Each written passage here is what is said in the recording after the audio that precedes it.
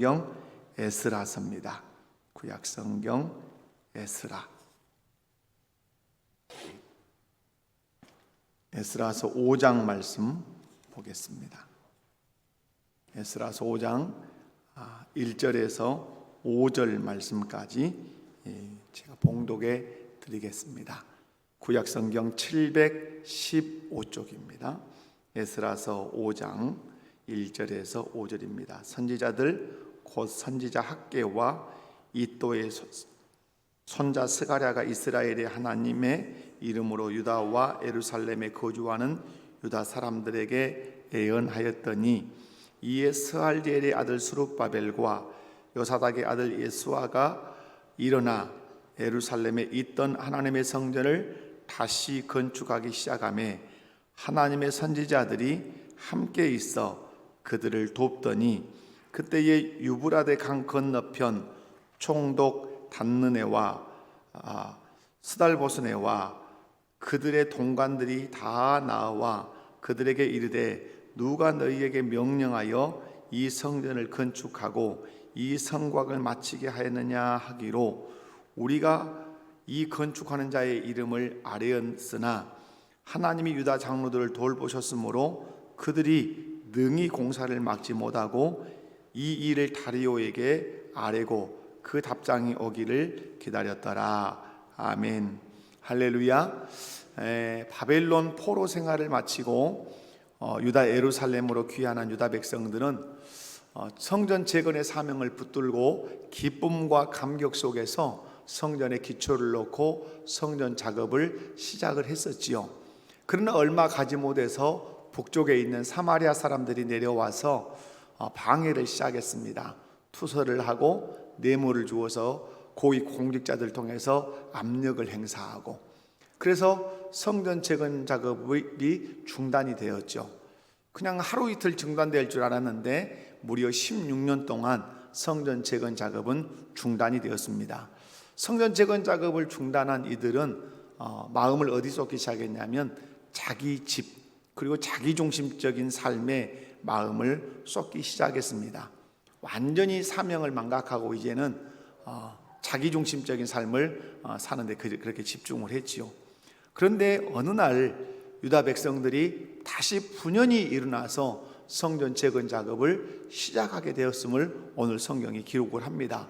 그렇다면 어떻게 해서 이들은 지금까지 놓아버렸던 성전 재건 작업의 그 사명을 다시 붙들고 그 사명의 자리에 서서 그 성전 재건 작업을 다시 시작할 수 있었는지 한번 살펴보면서 함께 은혜를 나누기를 원합니다. 먼저 오늘 첫 번째 볼 수 있는 것은 다시 사명의 자리에 서게 하신 하나님의 모습입니다. 그게 이제 1절에서 2절 말씀이거든요. 오늘 본문 1절과 2절 말씀을 보면 학개와 스가랴 선지자가 하나님의 이름으로 예언을 합니다. 예언을 했더니 스룹바벨과 예수아가 백성들을 데리고 성전 건축을 다시 시작을 하게 되었습니다. 스룹바벨과 예수아가 유다 사람들과 함께 다시 하나님의 성전을 건축하게 된 동기, 이것을 살펴볼 필요가 있죠. 왜 이들은 다시 성전을 건축하게 되었냐 하는 거죠. 동기가 뭡니까? 학개와 스가랴 선지자가 하나님의 이름으로 유다 백성들을 향해서 예언했기 때문입니다.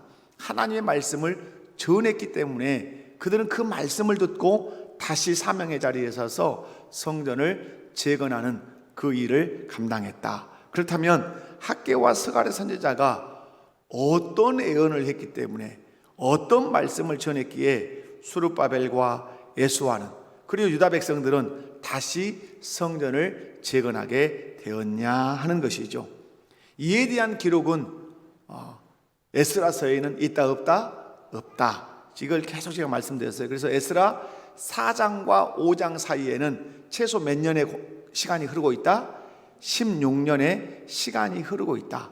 이 16년의 시간에 대한 이 공백의 이 스토리를 어디서 다 소개하고 있다? 학개서와 스가랴서에서 소개하고 있다. 그래서 우리는 한 3시간에 걸쳐서 학개서를 쭉 살펴보았습니다. 성전 재건 작업을 손 놓고 있는 이 유다 백성들에게 하나님은 학개 선지자를 통해서 에스라 선지자를 통해서 책망하시면서 그들의 행위를 살펴보라고 하시는 그런 말씀들을 쭉 예언을 하십니다. 하나님께서 유다 백성들을 바벨론에서 유다로 옮겨 놓으신 중요한 목적은 이제 70년이라고 하는 그 고난의 때가 끝났기 때문에 옮겨 놓은 것도 있지만 옮겨 놓으신 중요한 이유가 하나 있죠. 그게 뭐죠? 성전을 재건하는 사명을 그들에게 맡기셨기 때문에 그들을 유다 땅으로 옮겨 놓으신 거죠. 그런데 사마리아 사람들이 집요하게 방해를 하자 그들은 어느 순간에 성전 재건 사명을 놓아버렸죠. 그리고 성전 재건의 사명을 놓아버리고 그들은 자기 집을 이 판벽하다는 말은 집을 칸으로 잘 막고 그냥 화려하게 자기 집을 꾸며서 거기서 평안한 삶을 사는 것으로 만족했다. 이런 의미가 판벽한 집에 거해 있다. 이런 말이에요. 그래서 하나님의 성전 재건 이 사명에는 이제 완전히 관심이 꺼져버렸죠.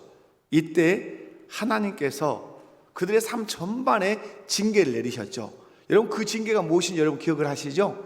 성전 재건 작업에 사명을 놓아버린 유다 백성들에게 내려진 그 징계, 그게 뭐 많이 뿌릴지라도 수확이 많지 않음, 먹을지라도 배부르지 않음, 따뜻하게 입었다고 옷을 입었는데 결코 따뜻하지 않음, 열심히 피땀을 흘려서 돈을 모아서 전대에 넣었는데 전대에 그 돈이 남아있지 않음. 왜 그렇습니까? 하나님께서 깐부기 재앙과 여러 가지 그 한재를 내리게 하셔서 그들의 삶 전반의 징계를 내리셨기 때문이라고 그렇게 말씀하죠. 하지만 하나님께서는 이런 징계와 책망으로 끝내지 아니하시고 다시 사명의 자리에서 설 수 있도록 유다 백성들을 힘을 다해서 격려를 하시죠. 이 격려의 내용이 학개서 2장에 나오죠. 뭐라고 격려하시죠? 학개서 2장을 보면 굳세라 굳세라 이렇게 격려합니다. 이 굳세라는 말은 힘을 내라, 용기를 내라 그런 말씀이죠. 그러면서 하시는 말씀이 두려워하지 마라. 내가 너희와 함께 할 것이다. 그리고 이곳에 내가 평강을 줄 것이다. 나중 영광이 이전 영광보다 더 크게 할 것이다. 성전을 재건하는 오늘부터 내가 너희에게 뭘 주리라? 복을 주리라. 이렇게 하나님은 유다 백성들을 향해서 힘을 다해서 격려하시고 용기를 불어넣으셔서 다시 사명의 자리에 설 것을 학개 선지자와 스가랴 선지자를 통해서 계속해서 촉구하셨죠. 이것을 지금 오늘 5장에서는 뭐라고 설명하냐면 5장 끝에 보면 하나님의 이름으로 유다와 예루살렘에 거주하는 유다 사람들에게 애언하였더니, 이 애언하였더니라는 말로 학개서 한 장을 딱 끝냈다고 보시면 돼요. 애언하였더니라고 하는 이 말씀은 다 어디에 들어있는 말씀이다? 학개서와 스가랴서에 들어있는 말씀이다. 이 말씀을 들은 결과 유다의 총독이었던 수르바벨, 그 다음에 대제사장이었던 예수아가, 그리고 포로에서 귀환한 유다 백성들이 그들의 심령 안에 큰 영적인 각성이 일어납니다. 그 각성을 에스라서 5장 2절이 이렇게 기록을 합니다. 5장 2절을 다 같이 한번 읽어볼까요? 시작. 이에 스알디엘의 아들 수르바벨과 요사닥의 아들 예수아가 일어나 예루살렘에 있던 하나님의 성전을 다시 건축하기 시작하며 하나님의 선지자들이 함께 있어 그들을 돕더니, 여러분 이 성경을 유심히 들여다보십시오. 시작을 어떻게 하죠? 이에라고 하는 말로 시작을 해요. 그러니까 이에다가 언더라인을 하시면 좋겠죠. 그 다음에 어디죠? 동사가 일어나입니다. 일어나의 언더라인이 되면 좋겠죠. 그 다음에 어디죠? 다시 건축하기 시작하매라고 하는 이 대목의 언더라인. 그리고 그 다음에 그들을 돕더니, 여러분 일어나 다시 건축하기 시작하고 그들을 도울 수 있었던 동기, 동력, 힘, 원인, 그게 어디가 있죠? 이해라고 하는 말이죠. 이해. 그러면 이해라고 하는 말은 뭐죠? 학개와 스가랴가 하나님의 말씀을 예언했을 때 그들은 일어나 하나님의 성전을 다시 건축하기 시작했고 함께 있었던 선지자들은 성전 건축을 도왔다, 이 말이에요.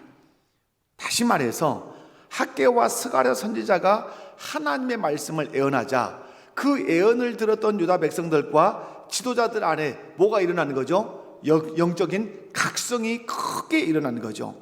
그래서 그들이 다시 사명을 붙들고 사명의 자리에 서서 성전 재건의 사명을 감당하게 되었다, 이 말이지. 사랑하는 성도 여러분, 사명을 망각하고 각기 제 길로 가는 우리 인생들에게 영적인 각성이 일어나는 길, 영적인 각성이 일어나는 방식, 사명을 자각하고 다시 사명의 자리에 서게 하는 유일한 방법, 그게 뭡니까? 하나님 앞에 서서 하나님의 말씀을 듣는 것입니다. 이것이 모든 것의 출발입니다. 하나님께서는 당신의 일꾼들을 사명의 자리에 세우실 때 목덜미를 끄집어다가 사명의 자리에 세우시는 그런 하나님이 아니라 사명을 망각하고 자기에게 집중하고 자기 중심의 삶을 살고 있는 사람을 다시 사명의 자리로 이끄실 때는 하나님이 하시는 그 일은 하나님의 말씀을 들려주는 것입니다.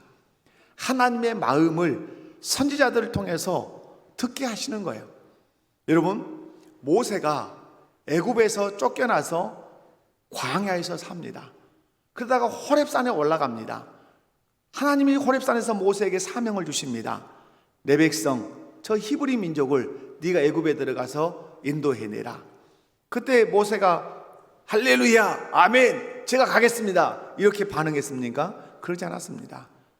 어찌하여 나를 들여보내십니까? 나는 입이 뻣뻣하고 입이 둔해서 말을 잘 못합니다. 보낼 자를 보내소서. 그 사명 나는 감당하지 못하겠다고 그렇게 발버둥을 치고 손사래를 쳤지요. 그때 하나님은 계속해서 모세를 무엇으로 설득하십니까? 말씀으로 설득하십니다.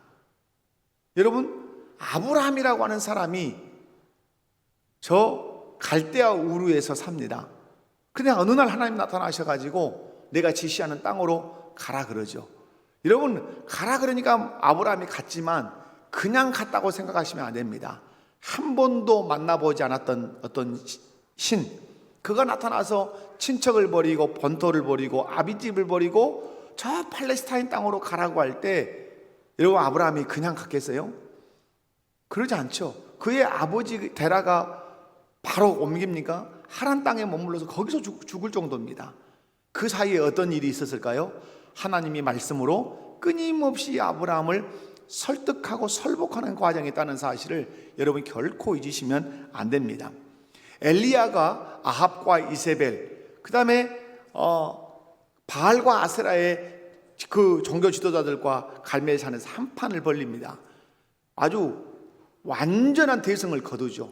그런데 대승을 거두었으니까 아합과 이세벨이 무릎을 딱 꿇고 이스라엘의 하나님 여호와만이 참신입니다라고 항복을 해야 되는데 항복은커녕 그냥 공개 수배장이 붙기 시작합니다. 엘리야를 잡아라, 반드시 죽일 것이다. 현상금이 막 걸립니다. 얼마나 무서웠는지 모릅니다. 이게 뭐냐? 이렇게 내가 열심히 사역했는데 내게 돌아오는 것이 이건가 하고 엘리야는 광야길로 들어가서 죽기를 간청하고 그는 식음을 전폐하면서 로뎀 나무 아래 누워 있습니다. 하나님이 천사를 보내서 먹이시고 어루만지시고, 그리고 어디로 그를 이끌죠? 호렙산으로 이끄십니다. 천둥이 칩니다. 지진이 일어납니다. 그 속에 하나님의 모습은 전혀 보이지 않습니다. 근데 하나님이 엘리야에게 어떻게 다가오십니까? 세미한 음성으로 다가오십니다. 그리고 그에게 다시 한번 말씀하십니다. 네 사명이 무엇이다? 기름 붓는 것이다. 다음에 일할 사람들에게 기름을 붓는 것이다. 그 일을 잘 감당하면 그 이후의 일은 또 그들이 감당할 것이다. 이렇게 말씀을 합니다. 여러분, 예수님을 배신했던 베드로 다 포기하고 갈릴리에 가서 그물질하고 있을 때 그를 만나셔서 주님이 그 베드로를 어떻게 설득하십니까? 네가 이 모든 사람들보다 나를 더 사랑하느냐? 질문하시면서 계속 말씀으로 베드로를 일으켜 세우십니다. 그리고 사도행전에 보면 베드로는 수없는 사람들, 특별히 예수 그리스도 십자가에 못 박았던 사람들 앞에 서서 부활의 복음을 증거하는 증인으로 서 있는 것을 봅니다. 여러분, 이 말씀이 무엇을 의미합니까? 주저앉아 있었던 하나님의 사람들을 다시 일으켰던 그 도구가 무엇입니까? 하나님의 말씀이라고 하는 사실이에요. 하나님의 말씀만이 우리를 사명의 자리로 옮겨 놓을 수 있는, 주저앉아 있던 우리의 무릎을 일으켜 세워서 사명의 자리로 가게 할 수 있는 유일한 힘, 유일한 동력, 유일한 도구는 하나님의 말씀이라고 하는 사실이에요. 여러분은 지금 사명의 자리에 서 계십니까? 어떤 사명을 붙들고 여러분이 지금 신앙생활 하십니까? 아니면 아무것 붙들지 않고 그냥 교회만 왔다 갔다 하시는 그런 신자로 서 계시는 것은 아닙니까? 여러분, 유다 백성들처럼 하나님의 전은 황폐해져도 나만 잘 살면 되지, 내 신앙생활만 하면 되지 라고 생각하면서 자기 삶에 집중하고 그냥 자기 신앙생활만 근근히 유지하는 그런 신앙생활 하고 있지 않으시냐 이 말이에요. 우리가 다시 사명의 자리에 서야 합니다. 그런데 우리가 다시 사명의 자리에 설 수 있는 유일한 길은 다른 것이 있지 않아요. 이정재 담임 목사가 사명의 자리로 서십시오, 이런 사역을 좀 하십시오 라고 사정해서 되는 것이 아니에요. 사명을 놓아버린 자, 사명의 자리에서 멀리 떠나버린 자, 그래서 자기에게 집중하고 자기 편의만을 위해서 사는 사람, 이 사람이 사명의 자리로 다시 일어설 수 있는 길은, 사명의 자리로 다시 나아갈 수 있는 길은 하나님 앞에 서는 것입니다. 그리고 하나님의 말씀을 듣는 것입니다. 하나님의 뜻을 듣는 것이에요. 하나님의 말씀이 내 귀에, 내 심령에 들려질 때만 내 영적인 각성이 일어나서 그가 도망쳤던 사명의 자리로 다시 서게 된다는 사실이에요. 사랑하는 성도 여러분, 하나님의 말씀을 들을 때 사명을 자각하게 되고, 하나님의 말씀을 들을 때 내가 수고했는데 내 호주머니에서 숭숭 왜 모든 것이 빠져나가는지 깨닫게 되고, 하나님의 말씀을 들을 때 내 죄가 무엇인지 선명하게 알게 되고, 또 하나님의 말씀을 들을 때 하나님이 격려하셔서 나를 사명의 자리로 서게 하신다는 사실을 여러분 꼭 믿으시기 바랍니다. 내 심령을 살게 하는 것, 내 영적인 각성을 일으키는 것, 그것은 하나님의 말씀이라고 하는 사실을 여러분 기억하십시오. 하나님의 말씀은 좌우의 날선 그 어떤 검보다도 예리하여 혼과 영과 관절과 골수를 쪼개고 남음이 있다고 말씀하시고, 우리 주 예수 그리스도는 죽은 자들이 하나님의 음성을 들을 때가 오나니 곧 이때라 듣는 자는 살아나리라, 하나님의 음성을 듣는 자만 살아날 것이라고 그렇게 말씀합니다. 여러분, 말씀을 들으십시오. 성경을 펼쳐놓고 하나님 말씀을 들으시고, 이 강단에서 오늘도 선포될 때 하나님 말씀을 들려주십시오. 그래서 내 심령에 각성이 일어나게 해주십시오.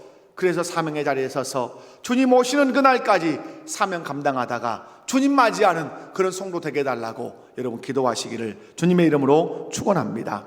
두 번째로는 돌보시는 하나님이십니다. 여러분, 3절에서 5절 말씀을 보면 하나님께서 유다 백성들과 또한 지도자들을 돌보시죠. 유다 백성들은 선지자들이 전하는 하나님 말씀을 듣고 성전 재건의 그 사명을 붙들고 성전 재건의 사명을 잘 감당해 갑니다.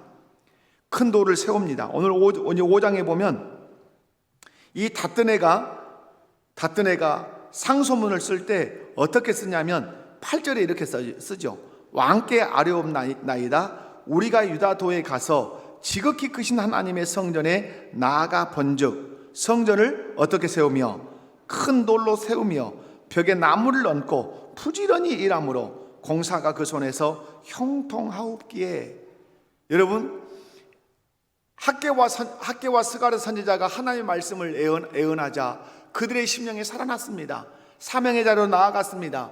그들은 으쌰으쌰 열심히 큰 돌을 세우고 거기에다 나무를 얹으면서 아주 기쁘게 성전을 재건하고 있습니다. 그런데 유브라데강 건너편 총독 닷드네와 스달보스네가 동관들, 그 공직자들을 데리고 와서 묻습니다. 누가 명령해서 이 성전을 건축하라고 하더냐? 라고 묻죠. 왜 지금까지 성전 재건 작업이 법적으로 금지되어 있었는데 누가 재건하라고 하더냐 이렇게 묻죠. 그러자 유다 백성들이 건축을 주도한 사람들의 이름을 가르쳐 주죠. 누구의 이름이 들어갔겠어요? 당연히 스룹바벨의 이름도 들어갔을 것이고 예수아의 이름도 들어갔을 것이고, 그 다음에 여러분 5장을 쭉 읽어보면 고레스 왕이 누구에게 성전의 기명들을 다 꺼내주죠. 14절 말씀 보면 고레스 왕이 그 신당에서 꺼내어 그가 세운 총독 누구에게? 세스바살에게. 이렇게 말해요. 그래서 이제 쭉 말을 해주죠. 사랑하는 성도 여러분, 그러자 이들은 이 소리를 쭉 듣고 이걸 종합해서 고발장을 씁니다. 상소문을 쓰죠. 누구에게? 다리오 왕에게. 이미 고레스 왕이 죽고 또 2대, 3대 죽고 이렇게 이제 다리오가 왕이 됐습니다.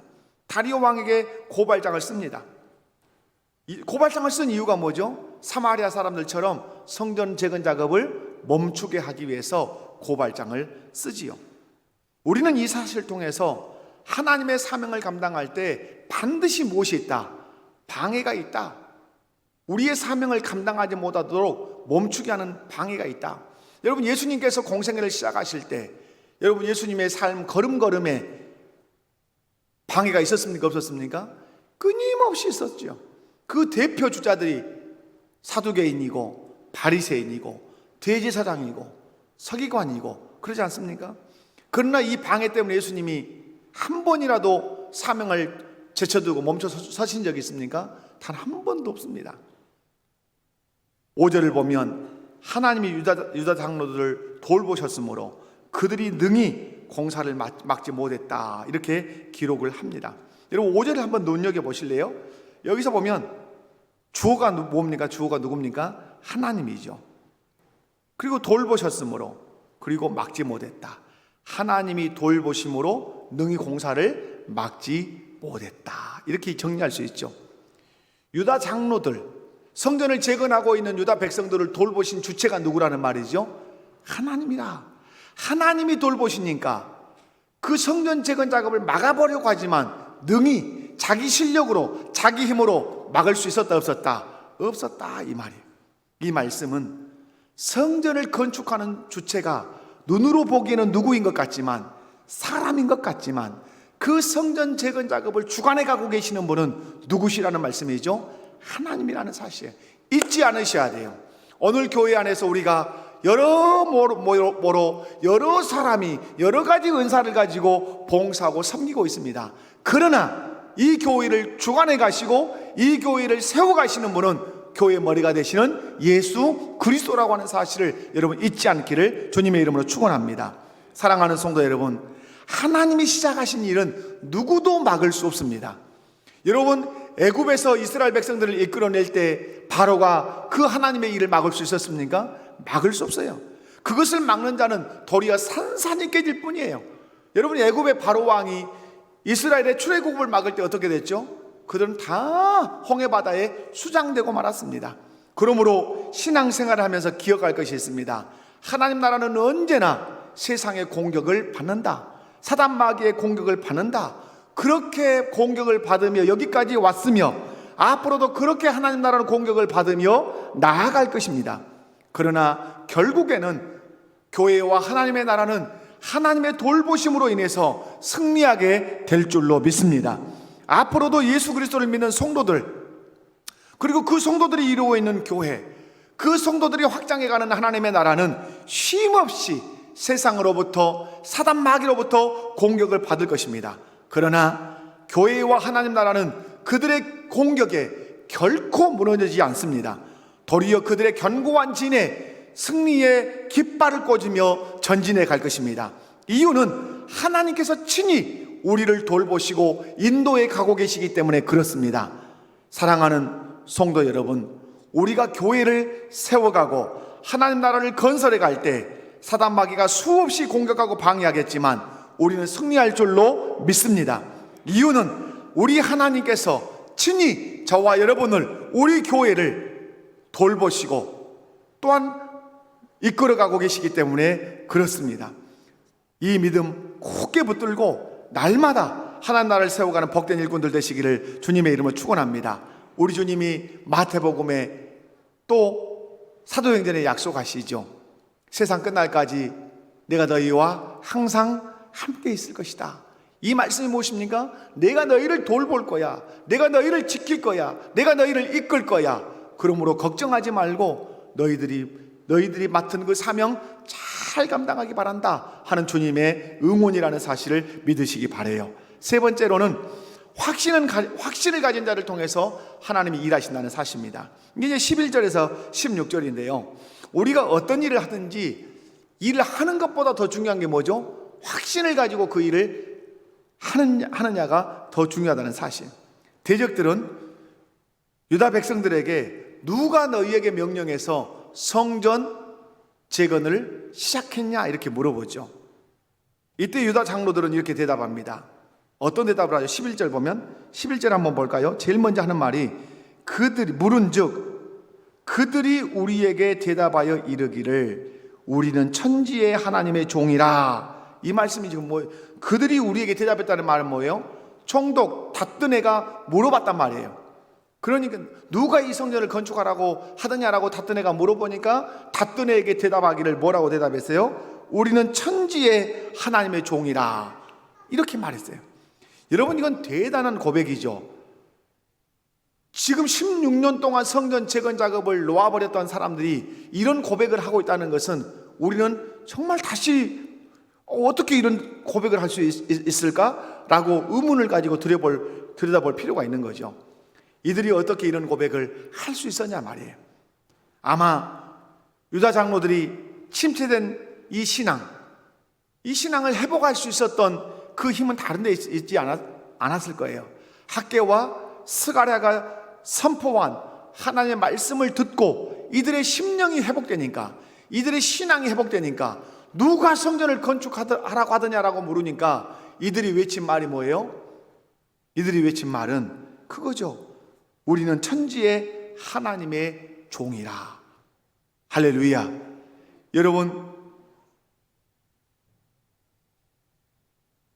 이 질문 앞에, 누가 성전을 건축하라고 하더냐는 이 질문 앞에 당당한 이 고백, 이 외침, 우리는 천지의 하나님의 종이라. 무슨 말이에요? 하나님은 천지를 지으시고 통치하신 하나님인데 우리는 그분의 누구다? 종이다. 종으로서 우리가 이 일을 한다, 이런 의미겠죠. 우리가 하나님 나라 사명을 붙들고 헌신할 때 사람들이 물어볼 수 있어요. 누가 그렇게 하라고 합니까? 이렇게 물어보게. 왜 그 일을 하고 계십니까? 라고 질문을 받을 때 우리도 이 사람들처럼 대답하면 참 좋겠다 생각합니다. 나는 예수 그리스도를 구주로 믿는 사람입니다. 나는 그분의 종으로서 이 일을 하고 있습니다. 이렇게 외쳤으면 좋겠어요. 그러게요. 해야지요. 누군가는 해야 되니까. 이런 말이 아니라 나의 구주는 예수 그리스도십니다. 나는 그분의 종으로서 이 일을 하고 있습니다. 라고 떳떳하게 당당하게 외친다면 얼마나 신앙이 멋진 사람일까, 이런 생각을 하지요. 그리고 나서 유다 장로들은 성전을 건축하는 이유를 이렇게 설명을 합니다. 이건 한번 읽어보도록 하죠. 11절에서 16절 말씀, 여러분의 성경, 이건 상소문이에요. 다리오에게 유브라데강 건너편 총독 닷드네와 스달보스네가 이렇게 이제 다리오에게 보낸 상소문이에요. 자, 한번 다 같이 읽어봅니다. 시작. 대답하여 이르기를 우리는 천지의 하나님의 종이라. 예전에 건축되었던 성전을 우리가 다시 건축하노라.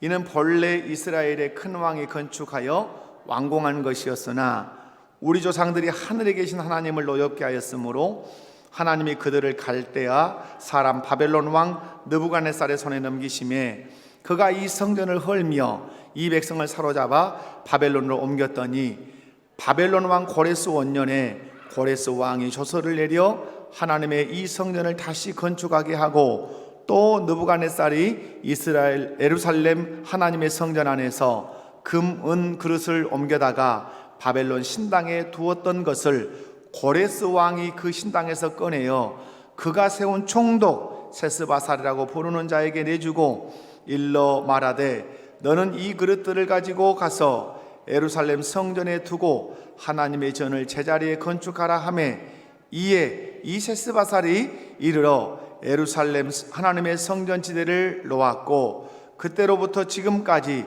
건축하여 오나 아직도 미치지 못하였다 하였사오니. 아멘. 여러분, 이 무슨 말씀입니까? 누가 이 성전을 건축하라고 그렇게 명령하더냐라고 말할 때 유다 장로들은 말하죠. 근데 이 말이 거짓말이 하나도 있습니까? 없습니까? 단 하나도 있지 않습니다. 유다 백성들은 이 성전 건축을 방해하는 사람들의 질문 앞에 한치의 거짓도 없이 진실을 정확하게 답을 합니다. 이유가 뭡니까? 이것이 사실이기 때문에. 그래서 유다 장로들의 이 말은 역사적 사실이라는 것을 뛰어넘어서 신앙 고백이라는 사실 여러분이 꼭 기억하셔야 돼요. 유브라데강 건너편 총독 다뜨네가 유다 장로들의 고백을 다 어디다 그대로 옮겨 쓰지요? 상소문에다 그대로 옮겨 쓰지요. 그래서 그 상소문을 다리오 왕에게 보냅니다. 상소문을 받은 다리오 왕은 유다 장로들이 한 말이 사실인지 조사를 하지요. 그런데 조사해 보면 6장에 가보면 조사를 하거든요. 신전에 여기 가서 그 기물들이 있는 곳에 가서 기록물을 찾아옵니다. 열심히 읽는데 이 기록이 그대로 나옵니다. 고레스 왕이 칙령을 내려서 돌려보냈다. 그리고 재정도 주었다. 그리고 성전에 그런 도구들을 다 가져가서 옮겨가도록 그렇게 명령했다 하는 것이 사실이라는 사실을 다리오가 확인합니다. 그리고 이들의 고발을 금하고 다리오가 어떻게 하죠? 계속 성전을 재건하도록 독려합니다. 그래서 성전 재건 작업이 완수가 되죠. 사랑하는 성도 여러분, 우리는 이 말씀을 통해서 무엇이 중요하다? 확신. 어떤 확신입니까?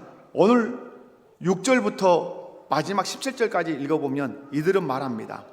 과거에 뭐가 있었다? 성전이 있었다. 누가 지은 성전이?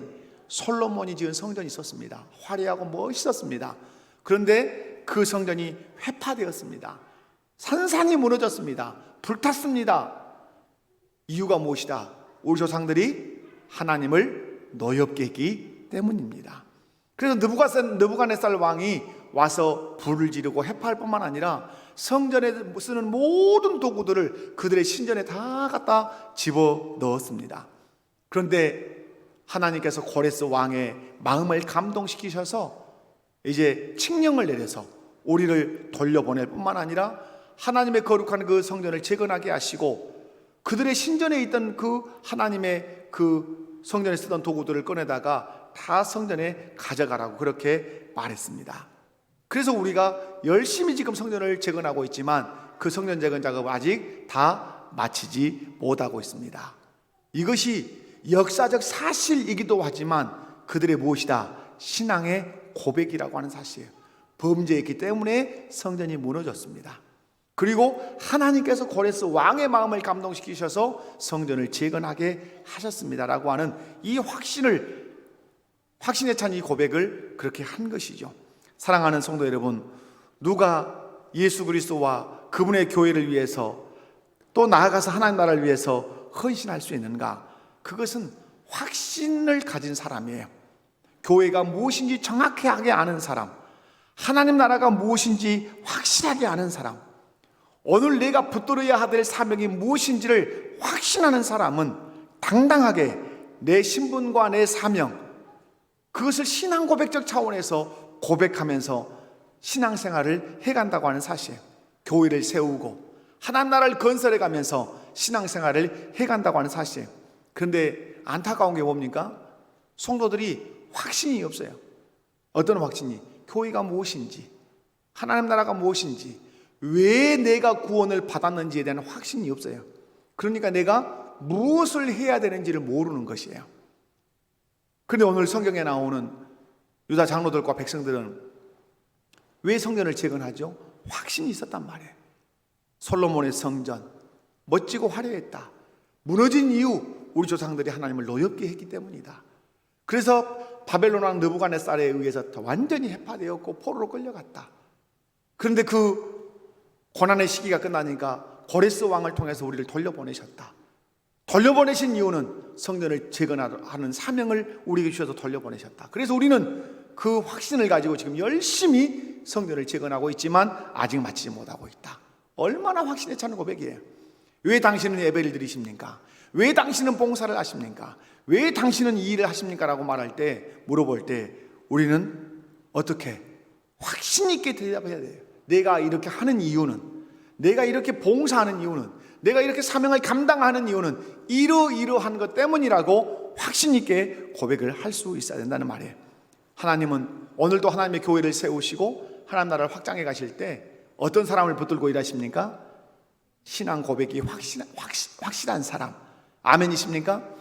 여러분이 흔들림 없이 신앙생활을 도도하게 해가려면 확신이 있어야 돼요. 나는 왜 구원받았는가? 나는 왜 우리 목포교회 안에 속해 있는가?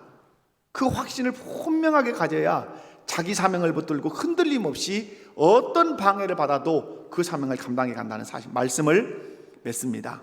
신앙생활을 하다가 사명을 놓아버리고 신앙의 열정이 식어졌을 때 우리를 다시 사명의 자리로 이끌 수 있는 그 길이 무엇입니까? 하나님 앞에 서서 하나님의 말씀을 듣는 것이에요. 말씀을 들을 때만 그 말씀이 우리에게 영적인 각성을 일으켜서 사명의 자리로 우리를 서게 한다는 사실입니다. 하나님을 섬길 때, 그 사명을 감당할 때, 또 십자가를 지고 걸어갈 때 반드시 우리가 감당해야 할 그 공격들이 있어요. 여러분, 피하려고 생각하시면 안 돼요. 저는 늘 부모들을 상담하거나 청년들을 상담할 때 말합니다. 우리 앞에 어떤 태산을 만나면, 풍랑을 만나면 그 산 앞에 멈춰 서려고 하는 사람들이 있어요. 어떻게 하면 그걸 피해갈까 고민하는 사람들이 있어요. 저는 그 산을 넘어라 이렇게 말합니다. 그 파도를 헤치고 나아가라. 비와 바람이 없는 때가 없다. 파도가 없는 때가 없다. 우리 인생에 산이 없는 때가 없다. 중요한 것, 넘는 법을 배워라. 파도를 타는 법을 배워라. 우리 주님 말씀하죠. 수고하고 무거운 짐진 자들아 다 내게 오라, 내게 오라. 내가 너희를 쉬게 하리라. 어떻게 쉽니까? 짐 지는 법을 배우게 하심으로. 어떻게 짐 지는 법을 배우게 하십니까? 온유와 겸손으로. 여러분, 짐을 벗으려고 하지 마십시오. 십자가를 벗으려고 하지 마십시오. 사명을 벗으려고 하지 마십시오. 짐 지는 법을 배우십시오. 십자가 지는 법을 배우십시오. 사명을 감당하는 법을 배우십시오. 배우시면 쉽게 그 사명, 그 십자가, 그 짐 지고 걸어갈 수 있다는 사실입니다. 그리고 확신하십시오. 내가 왜 구원받았는지 확신하시고, 왜 내가 이 교회 가운데 속해 있는지 여러분 확신하십시오. 확신이 있으면 확신 있게 말할 뿐만 아니라 확신 있게 그 사명 감당해 갈 수 있을 줄로 믿습니다. 여러분, 무슨 일을 하든지 여러분 확신을 가지고 흔들리지 않으면서 신앙생활 하십시오. 분명한 사실, 하나님이 우리를 오늘도 돌보고 계십니다. 보호하고 계십니다. 그래서 당신의 그 맡기신 사명을 우리가 잘 감당해 가기를 원하십니다. 다 같이 자리에서 일어나십시다.